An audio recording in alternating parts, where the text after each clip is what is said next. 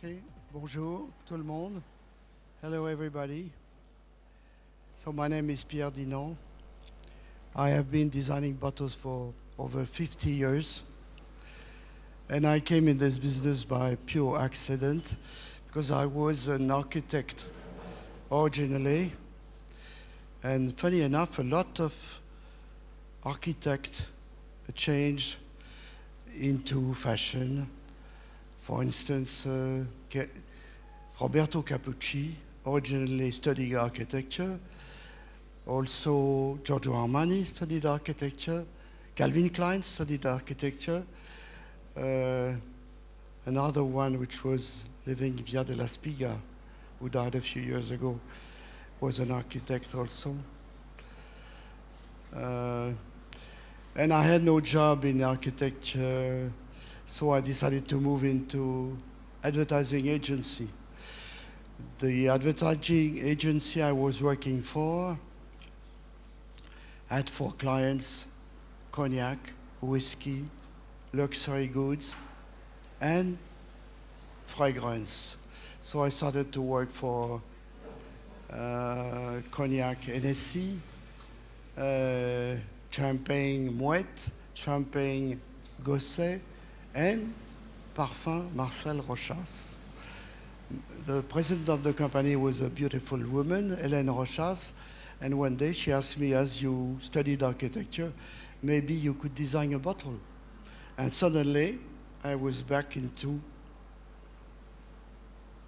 architecture again, because designing a bottle is really like designing a house.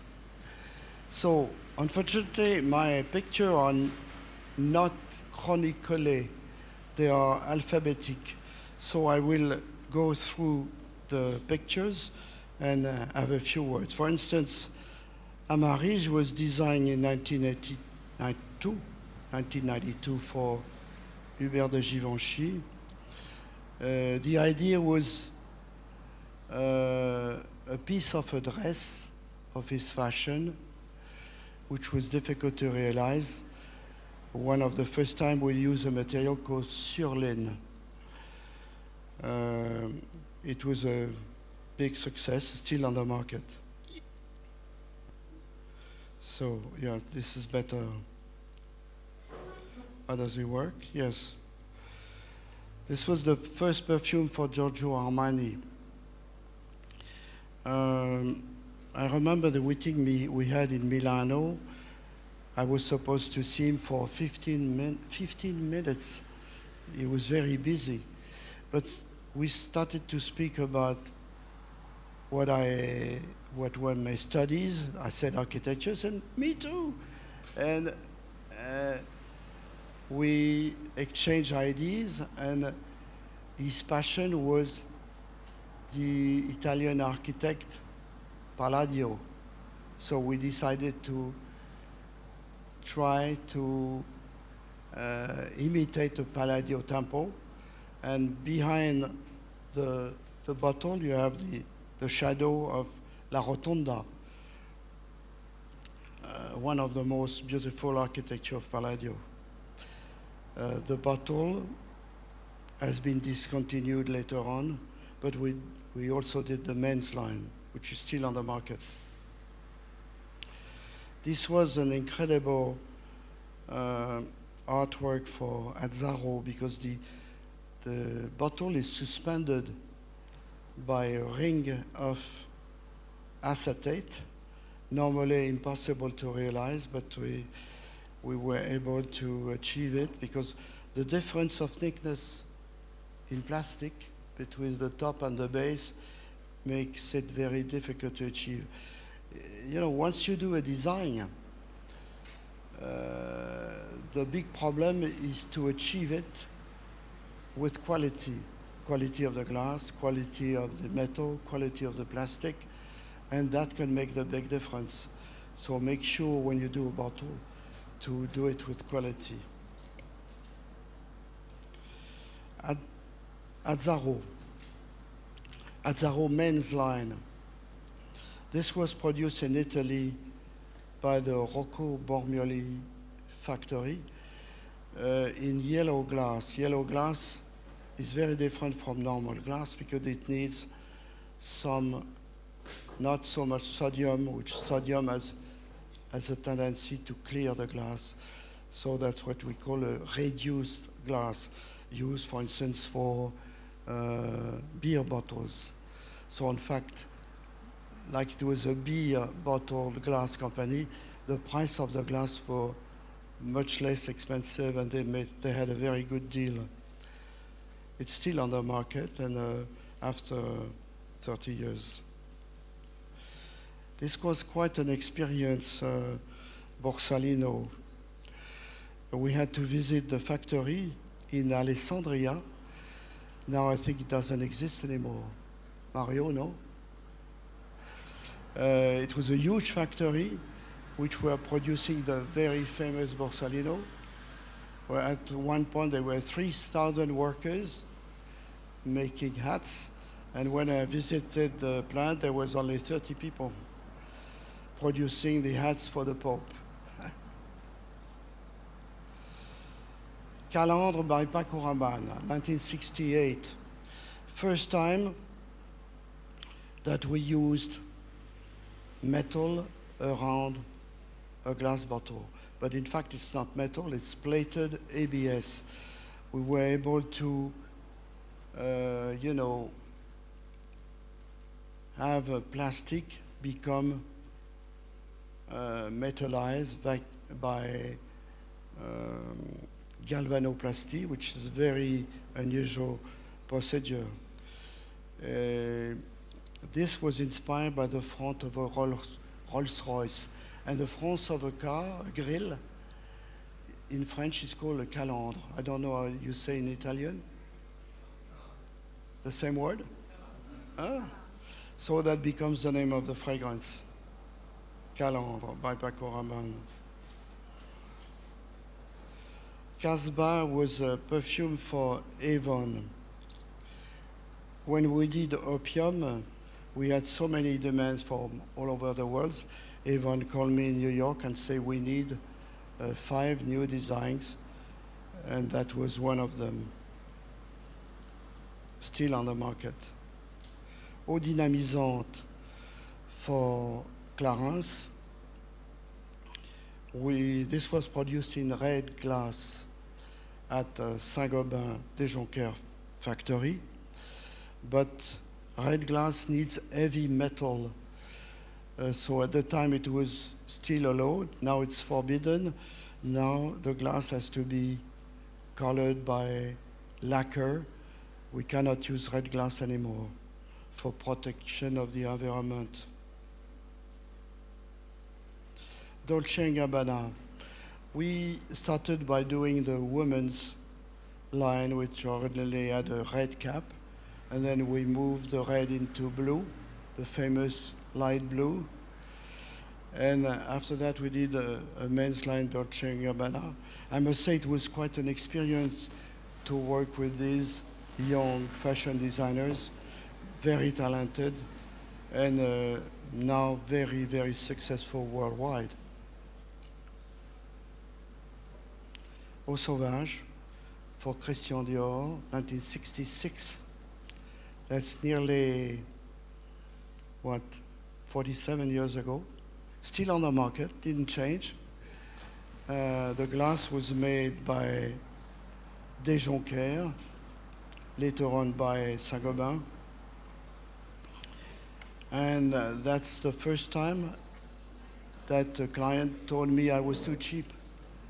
When I gave him my invoice, he said, well, it's ridiculous. You have to double your invoice. Of course, which I did. Calvin Klein in the United States, 1986.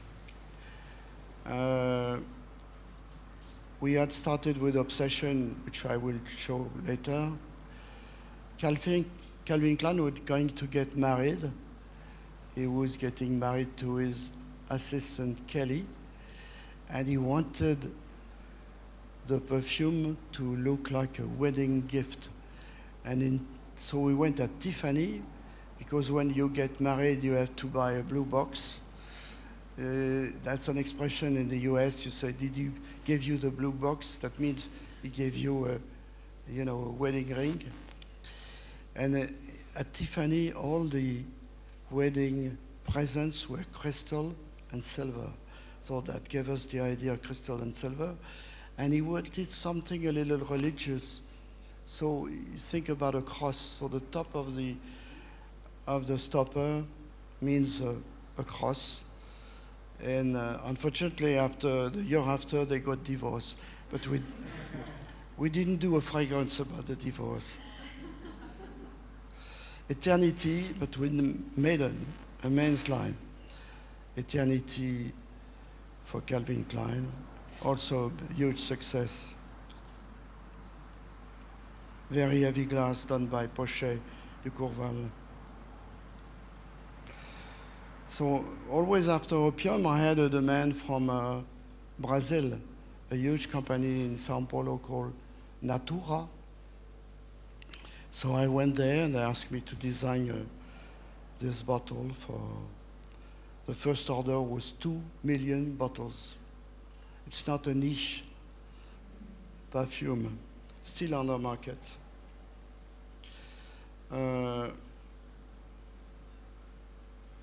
Maybe you remember the logos on the side. That's the first bottle of Fendi. Fendi, the meetings were in Roma. So you have the 5 Fendi sisters around the table, plus Karl Lagerfeld, the art director. So I can tell you it was quite, an achievement to have everybody agree. Because 5 women plus Karl Lagerfeld, it took us 2 years to agree on a design. 2 years. Givenchy Gentleman for Hubert de Givenchy. I designed many bottles for Givenchy. This one was one of the first around 1972. Also a huge success. Japanese designer Anae Mori. She had a fashion house in Paris, but also in Tokyo. And the cap is in glass, which is very unusual to have an overcap over the spray in glass, realized by Pochet, a glass company. Esxence by Givenchy. It's like the Monsieur à Marijs, also realized by Pochet and Brosse Glass Company. Ivoire de Balmain. Balmain at the time was owned by Revlon. So also after opium, Charles Revson, president of Revlon, calls me and say, Pierre, I want you in New York. I want a new design for Pierre Balmain. So Pierre Balmain had no veto rights. I could do whatever I wanted. I said, I do not accept if the fragrance has to carry the name of Pierre Balmain. I want to meet Pierre Balmain. So we had a meeting with Pierre Balmain, and Pierre Balmain told me I loved very unusual material like ebony, ivory, and as he mentioned ivory, I made a bottle out of a piece of ivory, ivoire, and this still works. Jun Ashida is the fashion designer of the Empress of Japan. So he had a fashion house inside the palace, which is quite unusual. So the top is inspired by a obi, which is the knot of a kimono, and it was sold mainly in Japan. But he also has a fashion house in Paris, on Rue du Faubourg Saint-Honoré. Another Japanese company, Kanebo. In 1973, we did a set of 3 different fragrances for Kanebo. Eau de toilette and sprays. another Japanese, Kao Corporation. That was their 50 years anniversary in 1984. And they wanted a very cut glass bottle, which was made by very Bros. By the way, Bros now is owned by Italian glass company, Zignago. This is a bottle made for L'Occitane. Occitane, when I started, the first order was only 20,000 bottles. Now, when we produce these bottles, is by 1 million. Now, L'Occitane is all over the world, in China, in Japan, probably in Italy, no? Yes?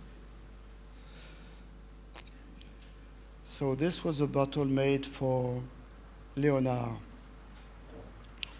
And what is interesting is, you see, they wanted a very pink color, pink enamel. Or to have bright colors on enamel, you need lead. And lead is forbidden. Lead is forbidden in the inks. Lead is forbidden in the glass. Lead is forbidden in the gasoline. So we could not achieve the color of this bright, even brighter than what you see. And the study was canceled because we cannot use heavy metal in the glass composition or glass decoration. Madame Rochas, 1959. That's already 54 years ago. I feel very old. But I did 600 perfume lines. If you realize you need about a year to do each line, that means 600 years. Moschino, and it was so much fun to work with Franco Moschino. He wanted this time to have a bottle looking like a wine bottle, so which was not quite easy. But a wine bottle, but with something of Chanel. So he took the top is a Chanel button, and the rest is wine. Another crazy Moschino. He always liked to dress like Popeye. So the Popeye's wife, Olivia, so he asked me to do a bottle with the idea of Olivia, but the problem of Olivia has very long arms or very long legs. You couldn't put the legs on the bottle. But this is 20 years old. It's amazing, it's still on the market. Obsession for Calvin Klein, the first bottle for Calvin Klein in 1984. When they did this line, the budget to launch the perfume was $1 million, which was not very much. But my fee was $200,000. So they said, it's a little too expensive. We pay half cash and the rest in stock options. But I had no idea what was stock option. So I refused. They paid me the 200. But after 4 years, they sold the company for $400 million. So what you can imagine how much money I would have made to accept 10%. Well, sometimes you have to know, more than only design. You have to know the business, which I did not. This is another obsession for men, made by the quantities were so enormous, we had to use 3 different glass companies, Saint-Gobain, Pochet, and Luigi Bormioli in Parma. Opium for Yves Saint Laurent.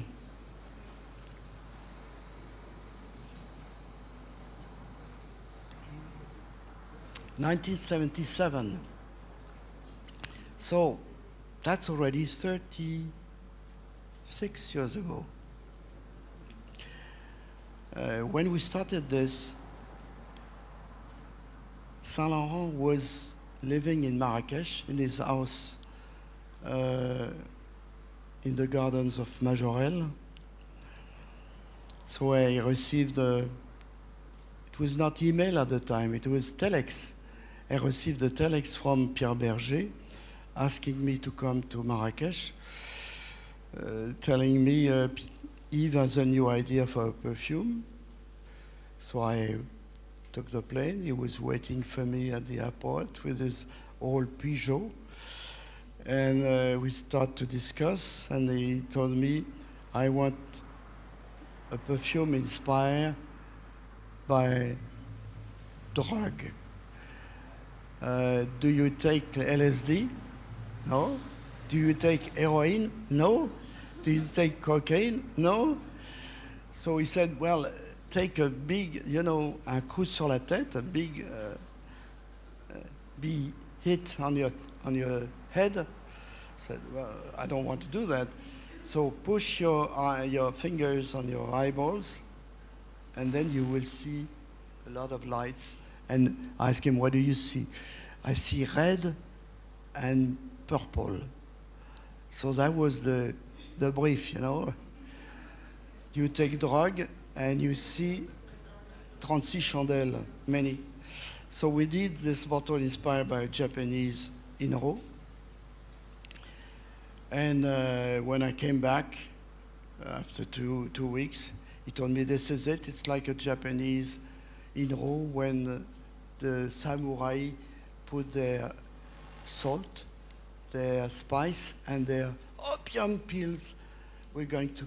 So the name came from the object, and but of course, the company who owned the Yves Saint Laurent at the time was Squibb, a big pharmaceutical group. There was no way they would accept a perfume with the name of a drug.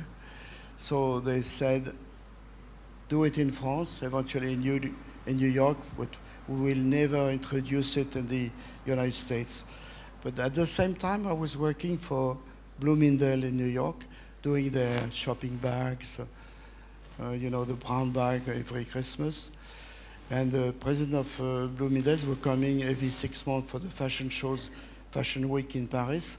He comes and asks me, what's new? I said, well, there's a new fragrance from Saint Laurent, but you will never get it in the United States. Said, well, I want this. He took a truck from different perfumery to different perfumery, buying everything he could buy, send a huge shipment to the United States. After 10 days, it was sold in Bloomingdale's. So Squibb had no way to stop it, and it was such a big success. They had to continue.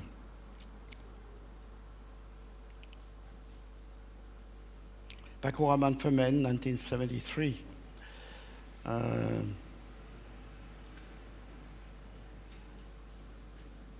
Using green glass, black ABS, and plated ABS also. La Perla. Originally, this was supposed to be a little gift for all the clients who would buy a La Perla, lingerie, yes. And finally, it was so successful, they launched it as a real perfume line. I visited the factory, it was wonderful. Perle Noire, another one of the Avon, but this one was made for Avon Brazil. First order Avon was 5 million bottles. So when you have to produce 5 million bottles, it's quite a big order.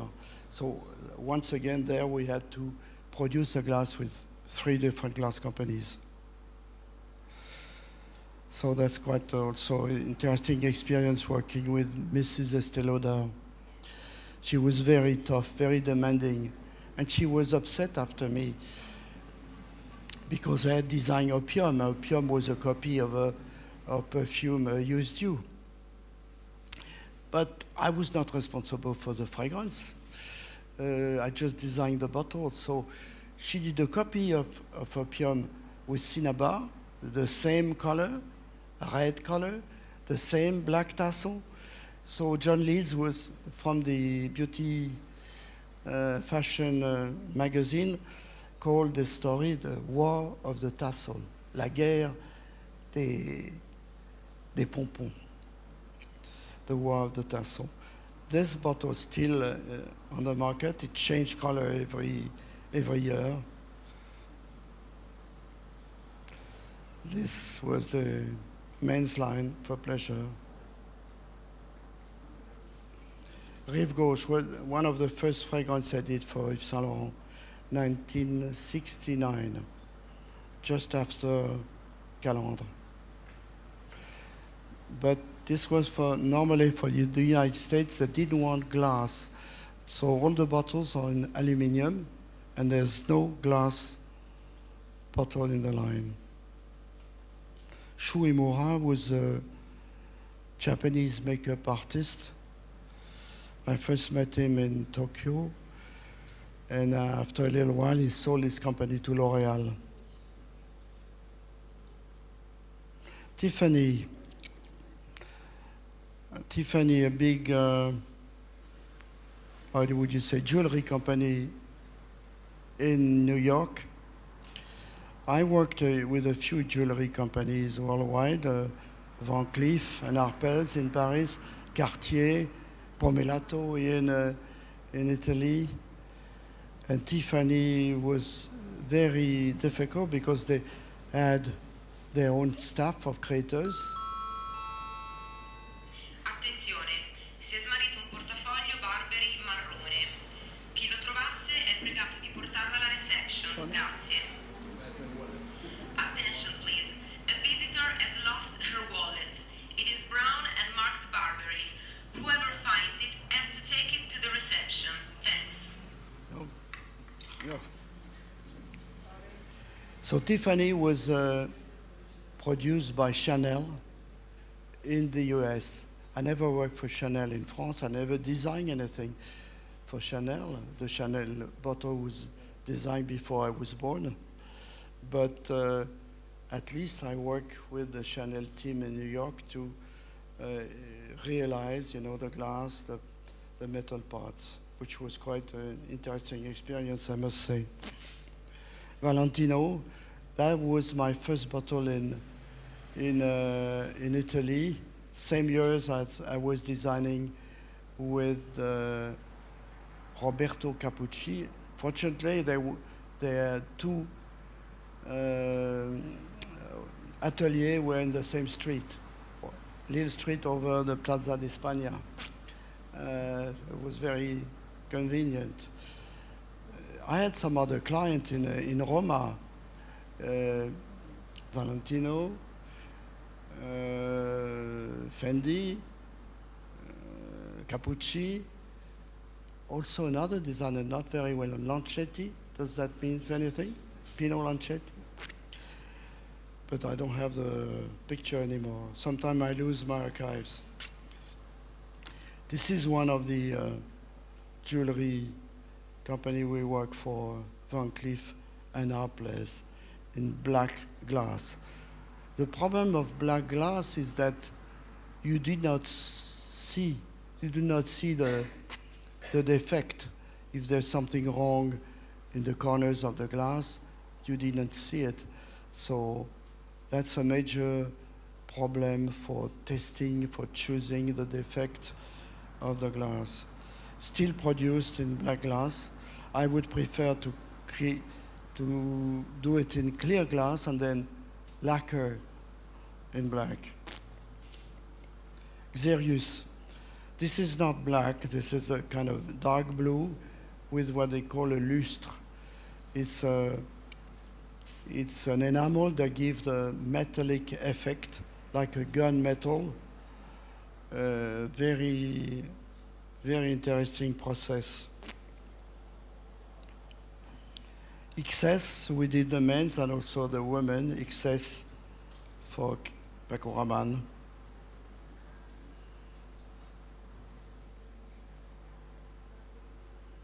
This is the men's. It's opening like a lighter.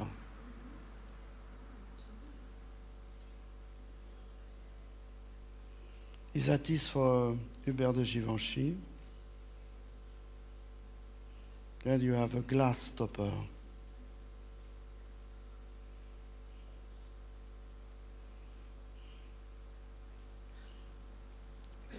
Yves Saint Laurent pour homme. That's 1972. But I also designed the logo. Pozzo di Borgo, it's a new company that is showing their new product. This is new for the first time at Esxence.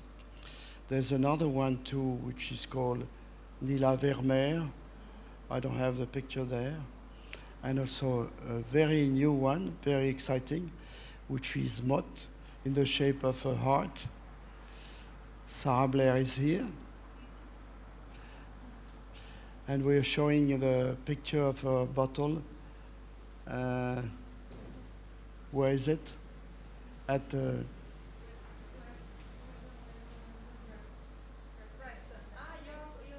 Yes. Yes.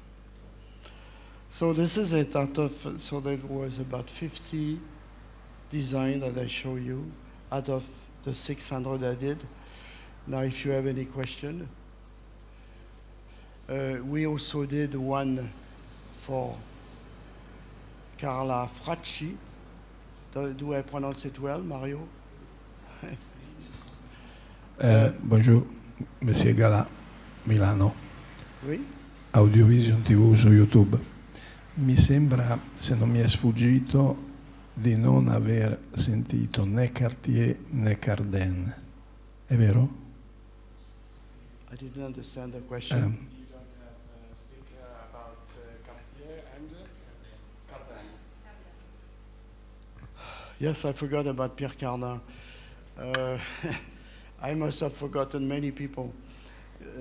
Pierre Cardin, we did a men's line for Pierre Cardin with a little like this, with the shape of a men's phallus. So he was very excited about this. He wanted the bottle to look like a men's. He was never very successful with his fragrances. His ideas were too extreme, and he was always very tough with the distributors. Unfortunately, though his name is very famous in fashion, his fragrance are never been a big success. Though he was distributor in the States by a huge company, Schulten. Cartier did a few work for Cartier, but the owner at the time was a very difficult man to deal with, and I didn't continue. Any other question? If I'm not wrong, you designed Teatro La Scala for Crizia, the bottle. Yes. I just wanted to know if you were inspired by the real Teatro La Scala as you were inspired by La Rotonda di Palladio to do the bottle for Armani. Well, Teatro La Scala was financed by the company Profumi di Parma, Riccardo Sanguinetti. So we had to visit, of course, La Scala. It was quite an experience, and the bottle is inspired by the scene of the theatre. I don't know if it was a big success, but Crizia liked the idea, Mario Ciamandelli. So we went to a house in northern,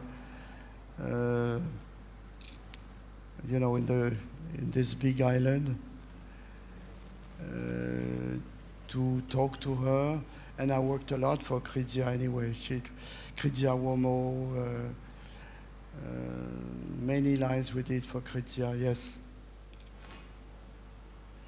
But you know, out of 600, I forgot to speak about many of them. I had an office here in Italy for 20 years, so it would be easier to say for which company I did not work. I must forget so many people I did work for in Bologna, in Parma. I didn't mention Missoni. We did a lot of things for Missoni. I love to work with Ottavio and Rosita Missoni. It was at their factory, but also in their house in Venice. I also worked in Venice with Visconti, di Modron. Sometime I forget. I should keep archives or notes, but then it would be too long. I decided to pick a few examples and then have a discussion with you like it is. On your experience, I would like to ask which is the most demanding client that you have, and second is more technical, is how many trials do you have to do until arriving to the final product? Thank you. It's like asking which children do you prefer, you know.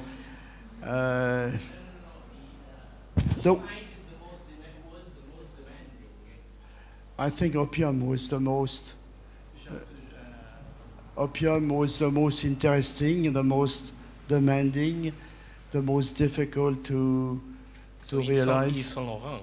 Yves Saint Laurent. He was demanding on the design of the bottle. This is the. I didn't understand what you say. Yves Saint Laurent was your client that was the most demanding about the design. Well, it's not exactly that. He had many ideas, but sometimes were so crazy, you know. Too much LSD. Yeah, you really have to realize in 3 dimensions a dream of a person. It's the same for when we worked for Paco Rabanne. His ideas were absolutely crazy. When we did opium, I spoke about the front of the car, but it was because the normal brief was a couple making love inside the car. So of course, I couldn't do that. So I said, okay, what kind of car? Maybe a big car. It would be more comfortable. And he said, yes, a Rolls Royce. And that was the start. Sometimes each time it comes from the designer somewhere, you know. When I work with the Dolce & Gabbana, they were impressed by Chanel. So they wanted something very straight, very simple, but we needed something else. So they loved the drapes of La Scala di Milano, and it's red velvet. So we use velvet also for the boxes. So the red for the first classic, blue for light blue, dark blue for the men's. So the idea came from Dolce & Gabbana. I just had to do the bottle. And how many trials? How many trials? Huh. Sometime 200. Sometime 1, sometimes 3. Very different. For the worst was Fendi, because Anna wanted something, Carla wanted something else, Karl Lagerfeld wanted another one. So you need a lot of courage and, you know. But this is a passion. Once you have clients like this, you have to go all the way. Yes, Livio. Thank you. A technical question. What is the importance of symmetry in a bottle making? So you can imagine to make something that has not an X of symmetry, like a cylinder or something like that. So you can is a technical problem? It's a technical problem to be asymmetrical, but it could be a plus because it's unique. Of course, the glass company like something to be very regular, but I think to do something asymmetrical, like the one we're doing for Mott, for Sarah, could be a big plus because it's unusual, but it's a technical challenge. It's feasible, but you need to try. Maybe you have to try 3 times, 4 times, 5 times. Another question. Do you smell before design the bottle? I'm sorry, I didn't hear your question. You mean, is the fragrance comes before the... No, the fragrance comes always after. Sometime at the last minute. Even sometime they modify the fragrance after the launch. So, but sometime I have the chance to work with the perfumer. I work with Guy Robert for Madame Rochas. I work with Edmond Rudnitska for Eau Sauvage. I work with Jean-Louis Siozak for Opium. That's a chance because we can modify the color of the fragrance, for instance. So maybe they want to make a little change to make the two match together. Bonsoir. Après avoir créé 600 bouteilles pour de grandes marques, quel est le conseil que vous donnerez aux jeunes qui commencent maintenant? I translate it.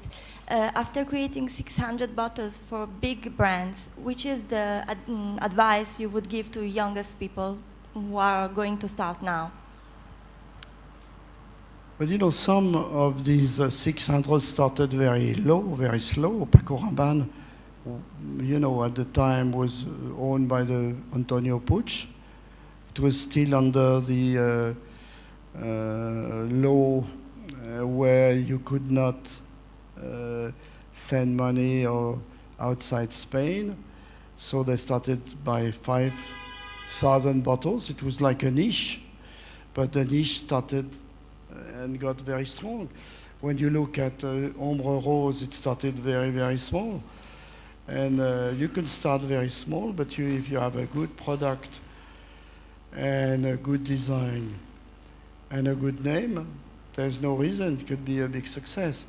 And plus you have a chance that the big companies want to make more and more and more money, so they lower the concentration, they lower the quality, and finally you see products created by Guerlain or by LVMH or by Coty, and which really look like mass market. So your niche, products have the chance to be quality, to have excellent fragrances, good concentration, even if it's more expensive. I think you will have more and more success. And I have more and more clients in this niche industry. And that's why I was very, thanks to Livio Levi, to come here and to be part of this exhibition, because I think it's growing and growing. Thank you.